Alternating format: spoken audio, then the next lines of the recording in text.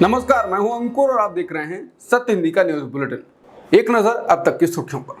बिहार के मुख्यमंत्री नीतीश कुमार ने दरभंगा के कार्यक्रम में उस समय सभी को हैरान कर दिया जब उन्होंने प्रधानमंत्री मोदी के पैर छूने की कोशिश की। सोशल मीडिया पर वायरल हुए एक वीडियो में नीतीश कुमार पीएम मोदी की ओर हाथ जोड़कर चलते हैं और उनके पैर छूने के लिए झुकते हुए दिखाई दे रहे हैं।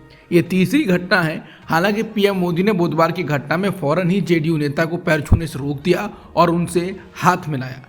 उसी कार्यक्रम का एक और वीडियो वायरल हुआ है, जिसमें पार्टी कार्यकर्ता प्रधानमंत्री को माला पहना रहे हैं और मोदी नीतीश कुमार को अपनी तरफ खींचते दिखाई दे रहे हैं। हालांकि ये पहली बार नहीं है कि नीतीश कुमार ने ऐसा किया है। जून में नीतीश कुमार ने संसद के सेंट्रल हॉल में उपस्थित सभी लोगों को हैरान कर दिया जब उन्होंने मोदी के पैर छूने की कोशिश की। उन्होंने इस साल अप्रैल में नवादा में एक लोकसभा चुनाव रैली में पीएम मोदी के पैर भी छुए थे। चुनाव आयोग भाजपा को लेकर नरम रुख अपनाने के कारण लगातार आलोचना का शिकार हो रहा है। भाजपा के नेता लगातार सांप्रदायिक भाषण दे रहे हैं, लेकिन आयोग उन्हें नोटिस देने के बजाय नेता विपक्ष राहुल गांधी को नसीहत देता रहता है। इन्हीं सब घटनाक्रम के बीच झारखंड के मुख्यमंत्री हेमंत सोरेन ने बुधवार 13 नवंबर को आयोग और भाजपा पर बड़ा हमला बोला। हेमंत सोरेन ने कहा, एक महत्वपूर्ण रिपोर्ट आपके सामने रखना चाहता हूं। भाजपा द्वारा शैडो कैंपेन के माध्यम से मेरी और राज्य की छवि को नुकसान पहुंचाने के लिए फेसबुक विज्ञापनों पर करोड़ों रुपए खर्च किए गए। पिछले 30 दिनों में झारखंड, चौपाल, रांची, चौपाल जैसे विभिन्न अकाउंट से 72 लाख रुपए के विज्ञापन और पेड बूस्ट किए गए। इन पेजों को कंटेंट देखें तो आपको समझ में आएगा कि इनका एकमात्र उद्देश्य मेरी और राज्य की छवि को धूमिल करना, धार्मिक उन्माद फैलाना और लोगों को आपस में लड़ाना है। इसके साथ ही हेमंत सोरेन ने कहा कि चुनाव आयोग में शिकायत दर्ज करने के बावजूद भी कोई कार्रवाई नहीं हुई। साथ ही 95,000 से अधिक व्हाट्सएप ग्रुप बनाकर राज्य और राज्यवासियों की छवि को लगातार नुकसान पहुंचाया जा रहा है। झारखंड के आज 81 में से 43 विधानसभा सीटों पर वोट डाले गए। 5 बजे तक के आई डेटा के अनुसार 43 सीटों पर 64% से अधिक वोट पड़ गए। इसके अलावा देश के 10 राज्यों की 31 विधानसभा सीटों पर उपचुनाव हुए। इन उपचुनाव की सीटों में केरल की हाई प्रोफाइल वायनाड लोकसभा क्षेत्र भी शामिल है, जहां आज वोटिंग हुई। यहां से कांग्रेस महासचिव प्रियंका गांधी चुनावी शुरुआत कर रही हैं। झारखंड में कांके विधानसभा के बूथ 396 पर लोकतंत्र का मजाक दिखाया गया। लोगों ने घटना के बाद कहा कि ऐसा लगता है कि जैसे भाजपा वहां किसी भी हद तक जाने के लिए तैयार है। दरअसल कांके विधानसभा के बूथ नंबर 396 पर बीजेपी का झोला मिला। इस पर जेएमएम ने कड़ी आपत्ति की। मोर्चा की ओर से सोशल मीडिया पर इसका वीडियो जारी किया गया। इस वीडियो में दिखाई दे रहा है कि बूथ नंबर 396 पर एक कर्मी बीजेपी के थैले के साथ बैठा हुआ है। इस पर जेएमएम की एक महिला नेता द्वारा आपत्ति की जाती है और फिर कर्मी थैला लेकर बाहर चला जाता है। इस पोस्ट के साथ मोर्चा की ओर से कहा गया है कि कांके विधानसभा की इस सीट पर क्या मजाक चल रहा है? बीजेपी दो हाथ करना चाहती है क्या? चुनाव आयोग से संज्ञान लेने की मांग भी की गई है। आज झारखंड और देश के 10 राज्यों की 31 विधानसभा सीटों पर उपचुनाव के लिए वोटिंग हुई। वोटिंग के दिन जगह जगह से बवाल की खबरें आती रहीं। सबसे पहले राजस्थान की बात करते हैं, जहां निर्दलीय प्रत्याशी नरेश मीणा ने एसडीएम अमित चौधरी को सबके सामने जोरदार थप्पड़ जड़ दिया। पुलिस ने उन्हें रोकने का प्रयास भी किया, लेकिन मीणा एसडीएम को थप्पड़ मारने में कामयाब हुए। इस बीच पुलिस ने तत्काल उन्हें पकड़ लिया। बाद में नरेश मीणा मौके पर ही समर्थकों के साथ धरना देकर बैठ गए। सनसनी फैला देने वाली यह घटना देवली उनियारा विधानसभा क्षेत्र के समरावता मतदान केंद्र पर सामने आई, जहां बुधवार को दोपहर मतदान चल रहा था। इस दौरान निर्दलीय प्रत्याशी नरेश मीणा मौके पर पहुंचे, जहां वो अपने समर्थकों के साथ मतदान केंद्र पर घुसने का प्रयास करने लगे। इस पर पुलिसकर्मियों ने उन्हें रोकने का प्रयास किया, लेकिन नरेश मीणा नहीं रुके। इस दौरान मीणा वोटिंग रूम में जाकर कुछ देर बाद बेफरते हुए बाहर निकले। इसके बाद उन्होंने वहां तैनात मालपुरा एसडीएम अमित चौधरी को जाते ही थप्पड़ मार दिया। मध्य प्रदेश की 2 सीटें बुधनी और विजयपुर विधानसभा में आज यानी 13 नवंबर को उपचुनाव की वोटिंग हुई। हालांकि यहां भी खेल करने के आरोप लगाए गए। बुधनी विधानसभा उपचुनाव में कांग्रेस प्रत्याशी राजकुमार पटेल ने कहा कि बगैर आईडी देखे वोट डाले जा रहे थे। बूथ एजेंट ने आपत्ति दर्ज कराई। आपत्ति दी तो लेने से मना कर दिया गया। हमारे कार्यकर्ताओं के साथ मारपीट की, 3 गाड़ियां तोड़ दी गईं। शाहगंज में जानबूझकर ये सब कराया जा रहा है। भाजपा को अपनी हार नजर आ रही है। बिना आईडी के वोटिंग, फर्जी मतदान का प्रयास किया जा रहा है। पहले चुनाव देखेंगे, उसके बाद शिकायत की बात करेंगे। कार्यकर्ताओं को पटक पटक कर मारा गया है। मेरे चचेरे भाई से भी मारपीट की गई।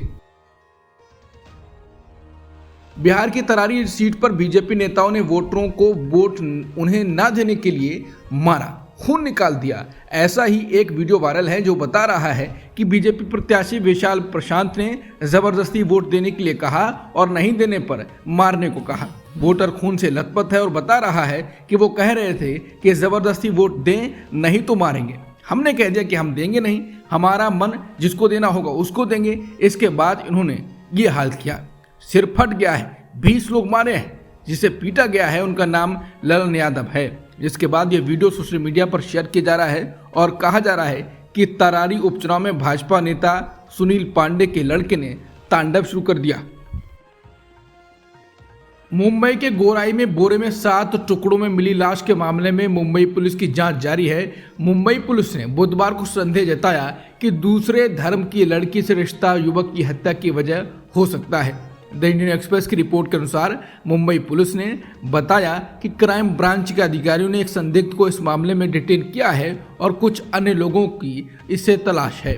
मुंबई पुलिस ने बताया कि मारे गए व्यक्ति की पहचान रघुनंदन पासवान के रूप में हुई है। वो बिहार के दरभंगा जिले के कन्हौली गांव का रहने वाला था। मुंबई पुलिस को आशंका है कि रघुनंदन का दोस्त इस अपराध में लिप्त हो सकता है और उसे पूछताछ के लिए डिटेन किया गया है। द इंडियन एक्सप्रेस की रिपोर्टर को मुंबई पुलिस के एक सीनियर अधिकारी ने इस बात की पुष्टि की कि अंतर धार्मिक संबंध रघुनंदन के मर्डर की मुख्य वजह हैं। उन्होंने कहा कि लड़की ने रघुनंदन पासवान से रिश्ते खत्म कर लिए थे। इसके बाद उसके भाई उसे मुंबई लेने आए। हालांकि रघुनंदन पासवान उसके साथ रिश्ते बनाए रखने के प्रयास करता रहा। इससे लड़की के परिवार वाले नाराज थे। मुंबई पुलिस के अधिकारी ने बताया कि रघुनंदन की हत्या भायंदर में की गई और लड़की के भाई एक ऑटो में उसका शव लेकर गोराई पहुंचे और वहां उसे फेंक दिया। उन्होंने बताया कि ऑटो रिक्शा ड्राइवर की पहचान कर ली गई है और उसे भी डिटेन किया गया है। पुलिस ने बताया कि रघुनंदन के पिता जितेंद्र पासवान ने अपने बेटी की पहचान शव के दाएं हाथ पर बने RA टैटू से की। जितेंद्र पासवान ने आरोप लगाया कि लड़की के भाइयों ने अन्य लोगों के साथ मिलकर साजिश रची। उन्होंने रघुनंदन को पुणे बुलाया और फिर उसे मुंबई के टूर के बहाने अंधेरी बुलाकर उसकी हत्या कर दी। उन्होंने कहा कि रघुनंदन की हत्या से उनका पूरा परिवार और गांव के लोग हैरान हैं। जितेंद्र पासवान दरभंगा अस्पताल में सिक्योरिटी गार्ड की नौकरी करते हैं। अब वो अपने बेटे की डेड बॉडी मिलने का इंतजार कर रहे हैं। 5 महीने पहले जब टीडीपी सत्ता में आई थी तो इसने बदले की राजनीति नहीं करने का फैसला किया था, लेकिन सरकार ने अब कथित तौर पर आपत्तिजनक सोशल मीडिया पोस्टों के लिए 600 से ज़्यादा नोटिस जारी किए हैं। बड़े पैमाने पर मुकदमे दर्ज किए गए हैं और बड़ी संख्या में लोगों को गिरफ्तार किया गया है। YSRCP प्रमुख और पूर्व मुख्यमंत्री YS जगनमोहन रेड्डी ने गिरफ्तारियों की निंदा की और कहा कि टीडीपी के नेतृत्व वाली गठबंधन सरकार बदले की राजनीति में लिप्त है। आंध्र प्रदेश में तेलुगु देशम पार्टी के नेतृत्व वाली NDA सरकार ने सोशल मीडिया एक्टिविस्ट और विपक्षी YSR कांग्रेस पार्टी के समर्थकों के खिलाफ बड़े पैमाने पर कार्रवाई की है। द इंडियन एक्सप्रेस की रिपोर्ट के अनुसार सरकार का दावा है कि उन्होंने टीडीपी नेताओं की पत्नियों और बेटियों के बारे में अपमानजनक सामग्री पोस्ट करके सीमा लांघी है। सुप्रीम कोर्ट ने बुधवार को अजीत पवार के एनसीपी खेमे की खिंचाई की। सुप्रीम कोर्ट ने निर्देश दिए कि वो चुनाव के लिए प्रचार के दौरान पार्टी के संस्थापक शरद पवार की तस्वीरों या वीडियो का इस्तेमाल न करें। एनसीपी घड़ी चिन्ह पर सुप्रीम कोर्ट में सुनवाई हुई। इस मामले की सुनवाई करते हुए जस्टिस सूर्यकांत और जस्टिस उज्जवल भुइयां की पीठ ने कहा कि अपने पैरों पर खड़ा होना सीखो। एनसीपी अजीत पवार गुट से कहा कि आपकी अपनी अलग पहचान है, आप उस पर महाराष्ट्र का चुनाव लड़िए। एनसीपी शरद पवार की ओर से सीनियर एडवोकेट अभिषेक मनु सिंघवी ने सोशल मीडिया पोस्टर्स के फोटो दिखाए और बेंच से कहा कि एनसीपी अजित ने ये सभी चीजें कोर्ट के आदेश का उल्लंघन कर पब्लिश की। अजित पवार की पार्टी एनसीपी ने नवाब मलिक को बीजेपी के खिलाफ जाकर चुनाव मैदान में उतारा है। अजित पवार बीजेपी से अलग आवाज भी उठा रहे हैं। उन्होंने योगी के नारे का विरोध भी किया है। नवाब मलिक तो बीजेपी के खिलाफ बोल ही रहे हैं। अब नवाब मलिक ने कहा है कि मैं अजित पवार के साथ हूं, बीजेपी के साथ नहीं। दैनिक भास्कर से बातचीत में उन्होंने कहा कि नतीजों के बाद कौन किसके साथ जाएगा इसकी कोई गारंटी नहीं है। बुलडोजर जस्टिस के चलन पर सुप्रीम कोर्ट ने बुधवार को सख्त टिप्पणियां की और देश भर में संपत्तियों को ढाने के संबंध में दिशा निर्देश भी जारी किए हैं। सुप्रीम कोर्ट ने निर्देश दिया कि संपत्ति के मालिक को 15 दिन की पूर्व सूचना दिए बिना और वैधानिक दिशा निर्देशों का पालन किए बिना कोई तोड़फोड़ नहीं किया जाना चाहिए। सुप्रीम कोर्ट ने कहा कि बुलडोजर अराजकता की याद दिलाता है। सिर्फ आपराधिक आरोपों दोष के कारण संपत्तियों को नष्ट नहीं किया जा सकता। अदालत ने कहा कि कार्यपालिका यानी एग्जीक्यूटिव अपने मूल कार्यों को करने में न्यायपालिका की जगह नहीं ले सकती। अदालत ने कहा कि अगर कार्यपालिका जज की भूमिका निभाती है और कानून की प्रक्रिया का पालन किए बिना किसी घर को ध्वस्त करने का आदेश देती है तो ये कानून के शासन का उल्लंघन है। राज्य कानून के उचित प्रक्रिया का पालन किए बिना आरोपी या दोषी के खिलाफ मनमानी कार्रवाई नहीं कर सकता। बुलडोजर एक्शन पर सुप्रीम कोर्ट ने कई दिशा निर्देश जारी किए। इसमें कहा कि नोटिस किसी रजिस्टर्ड अधिकारी के हवाले से ही जारी होना चाहिए और इससे संबंधित संपत्ति पर भी चिपकाना अनिवार्य है। नोटिस में संपत्ति ढहाने के कारण को विस्तार में बताना जरूरी होगा। पुरानी तारीख में नोटिस जारी करने से जुड़ी किसी भी शिकायत से बचने के लिए संपत्ति के मालिक या कब्जा करने वालों को नोटिस देने के फौरन बाद ही जिला कलेक्टर को सूचित करना होगा। आज से 3 महीने के अंदर हर नगर निगम या स्थानीय निकाय को एक डिजिटल पोर्टल बनाना होगा जिस पर सर्विस, नोटिस चिपकाने, जवाब और आदेश से जुड़ी हर जानकारी अपलोड की जाएगी। अधिकारियों को उस व्यक्ति की शिकायतें भी सुननी होंगी जिसकी संपत्ति पर कार्रवाई होनी है। इस मुलाकात को रिकॉर्ड में दर्ज करना होगा। याची को संपत्ति ढहाने के आदेश के खिलाफ कोर्ट का दरवाजा खटखटाने का मौका मिलना चाहिए। संपत्ति ढहाने का आदेश डिजिटल पोर्टल पर डालना अनिवार्य है।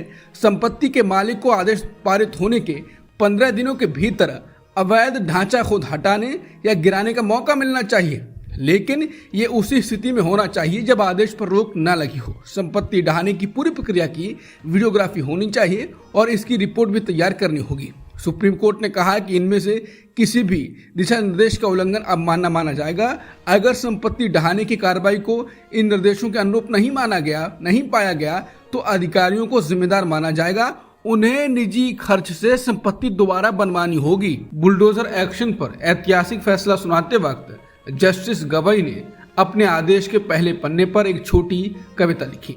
कविता थी, अपना घर हो, अपना आंगन हो, इस ख्वाब में हर कोई जीता है। इंसान के दिल की ये चाहत है कि एक घर का सपना कभी न छूटे। जस्टिस गवई के द्वारा फैसले में लिखी गई प्रदीप की ये कविता भावनाएं बताती है, उनकी इच्छा बताती है। हालांकि कुछ लोगों का ये भी कहना है कि चुनाव आयुक्त राजीव कुमार शायरी सुनाते हैं, जज कविताएं सुनाते हैं और पब्लिक श्रोता बनी बैठी है। बुलडोजर पर सुप्रीम कोर्ट के फैसले के वरिष्ठ वकील प्रशांत भूषण ने तारीफ की। उन्होंने कहा कि कानून के शासन को ध्वस्त करने वाली दंडात्मक तोड़फोड़ पर सुप्रीम कोर्ट का शानदार फैसला है। सुप्रीम कोर्ट ने आदेश दिया है कि कम से कम 2 सप्ताह की संभावित नोटिस के बिना कोई तोड़फोड़ नहीं की जाएगी। नोटिस जिसको दिया जाए उसे सुना जाएगा और विध्वंस आदेश को चुनौती देने के लिए उसे कम से कम 15 दिन का समय दिया जाएगा। अधिकारियों द्वारा किसी भी उल्लंघन पर जुर्माना लगाया जाएगा और नुकसान की वसूली उनकी जेब से की जाएगी। प्रशांत भूषण ने कहा कि उम्मीद है इससे इस बुलडोजर न्याय पर ब्रेक लगेगा। इसके साथ ही उन्होंने सैल्यूट भी किया है। बता दें, प्रशांत भूषण वो वकील हैं जो सीजीआई चंद्रचूड़ और उससे पहले सीजीआई के कार्यकाल में सुप्रीम कोर्ट के फैसलों की आलोचना करते रहे हैं, लेकिन अब इस फैसले की उन्होंने सराहना की है, सैल्यूट किया है। सुप्रीम कोर्ट के बुलडोजर न्याय पर कांग्रेस ने भी बयान दिया। कांग्रेस ने कहा है कि आरोपी होने पर घर नहीं गिराया जा सकता, प्रशासन जज ना बने, ये बात सुप्रीम कोर्ट ने कही है। वही कोर्ट ने कहा कि किसी आरोपी का घर गिराना पूरे परिवार को सजा देना हुआ जो ठीक नहीं है। कांग्रेस ने कहा कि सुप्रीम कोर्ट की टिप्पणी बीजेपी सरकार में बुलडोजर के न्याय पर नफरत फैलाने वालों पर करारा तमाचा है। बीजेपी सरकार में बुलडोजर नफरत की राजनीति को हवा देने का हथियार बन चुका है। ये कानून व्यवस्था की धज्जियां उड़ाने का जरिया बन चुका है। लेकिन सुप्रीम कोर्ट की टिप्पणी ने एक बार फिर साफ कर दिया है कि ये देश नफरती बुलडोजर से नहीं संविधान से चलेगा। एनएसओ ने खुदरा महंगाई दर के आंकड़े जारी किए हैं, जिसके अनुसार खाद्य पदार्थों खासकर फलों, सब्जियों, मांस और मछली तथा तेल की कीमतों में तेज वृद्धि के कारण अक्टूबर में खुदरा महंगाई दर बढ़कर 6.21% पर पहुंच गई, जो 14 महीने का सबसे उच्चतम स्तर है। इसके साथ ही ये आरबीआई की तय सीमा को पार कर चुकी है। CFPI पर आधारित खाद्य महंगाई अक्टूबर में बढ़कर 10.87% के दाही अंक तक पहुंच गई है, जो कि 15 महीने का उच्चतम स्तर है। ये सितंबर में 9.24% और पिछले एक साल में 6.61% थी। भारत के विदेश मंत्रालय ने बुधवार को एक बयान में कहा कि पीएम मोदी 16 नवंबर से नाइजीरिया, ब्राजील और गुयाना का दौरा करेंगे। प्रधानमंत्री मोदी ने 16 से 21 नवंबर तक तीनों देशों की यात्रा पर रहेंगे। इस दौरान वो G20 शिखर सम्मेलन में भाग लेने के लिए ब्राजील भी जाएंगे। विदेश मंत्रालय ने मंगलवार को ये जानकारी दी।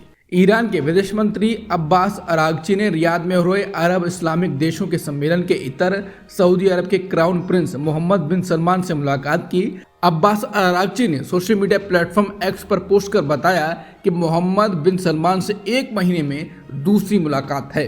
अरागची ने कहा कि क्षेत्रीय वार्ता कोई विकल्प नहीं बल्कि जरूरत है। हम तो इसको लेकर सहमत हैं। एक दूसरे के प्रतिद्वंदी माने जाने वाले सऊदी अरब के नेता और ईरान के विदेश मंत्री के बीच ये बैठक काफी अहम मानी जा रही है। ऐसा इसलिए क्योंकि मध्य पूर्व में इजराइल के गजा और लेबनान में जारी हमलों के बीच सऊदी अरब में अरब इस्लामिक देशों के सम्मेलन हो रहा है। इस सम्मेलन की प्राथमिकता फलस्तीनी और लेबनानी क्षेत्रों में इजरायली हमलों को रोकना, आम लोगों की रक्षा करना और क्षेत्र में शांति के साथ स्थिरता स्थापित करने के नजरिए से अंतर्राष्ट्रीय समुदाय पर दबाव बनाना है। अमेरिका के नए चुने गए राष्ट्रपति ट्रंप अपने कैबिनेट के महत्वपूर्ण पदों पर नियुक्ति कर रहे हैं। उन्होंने अमेरिका के रक्षा मंत्री, सेंट्रल इंटेलिजेंस एजेंसी यानी CIA प्रमुख और व्हाइट हाउस काउंसिल की नियुक्ति कर दी है। वहीं भारतीय मूल के विवेक रामास्वामी और एलन मस्क को डिपार्टमेंट ऑफ गवर्नमेंट एफिशिएंसी की जिम्मेदारी दी है। ट्रंप ने पीट हेगसा को रक्षा मंत्री, जॉन रेडक्लिफ को CIA चीफ और विलियम जोसेफ मैकगिले को व्हाइट हाउस काउंसिल के पद की जिम्मेदारी सौंपी है। अमेरिका के नवनिर्वाचित राष्ट्रपति ट्रंप ने रक्षा सचिव के पद के लिए फॉक्स न्यूज के होस्ट और सेना के अनुभवी पीट हेगसेथ के नामांकन की घोषणा की, जो काफी हैरान करने वाला फैसला है। ट्रंप ने कहा कि पीट हेगसेथ के रक्षा प्रभारी होने से अमेरिका के दुश्मनों को चेतावनी मिल रही है और सेना फिर से मजबूत होगी। अमेरिका कभी पीछे नहीं हटेगा। ट्रंप ने कहा कि पीट ने अपना पूरा जीवन सैनिकों और देश के लिए योद्धा के रूप में बिताया है। पीट सख्त, होशियार और अमेरिका फर्स्ट में सच्चा विश्वास रखने वाले हैं। पीट के नेतृत्व में अमेरिका के दुश्मन सतर्क रहेंगे। ट्रंप ने कहा कि हमारी सेना फिर से महान होगी और अमेरिका कभी पीछे नहीं हटेगा। उन्होंने कहा कि पीट 8 साल तक फॉक्स न्यूज में होस्ट रहे हैं, जहां उन्होंने उस मंच का इस्तेमाल हमारी सेना और दिग्गजों के लिए लड़ने के लिए किया है। अब तक की सुर्खियों में इतना ही। बाकी खबरों के लिए बने रहिए सत्यहिंदी.com के साथ।